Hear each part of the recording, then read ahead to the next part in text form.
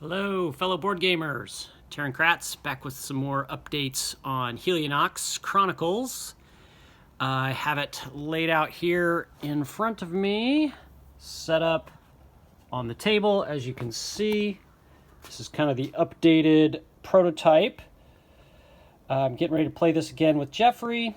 You'll see some parts of the game are similar to how they were in the last version of Helionox. You know, there's still a market. There's still events coming out. There are still some requests.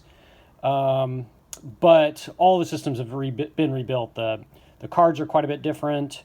The events are different. And the main thing I wanted to talk about here before we get ready to play is the new event system. It is a little bit different than it was before. You can actually see, if you look at this one here on the table, basically when they come out, they're going to have an effect that takes place right away, kind of this top ability, and that's something that happens right away. So in this case, this card will actually shut down the lunar location right off the bat, and then after it's out for a turn, it will continue to increase the fuel cost. That's the movement system has been converted into a resource called fuel, and it will continue to increase that cost until you overcome that event. So you can see the event system is going to be a lot more interesting even when events are just first put into play.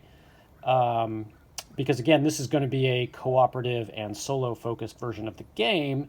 And one of the things I found is that when events came out, they weren't that interesting because they weren't doing anything. And lots of times you'd run around and you'd try to just get rid of them before they were actually going to do anything, which is great.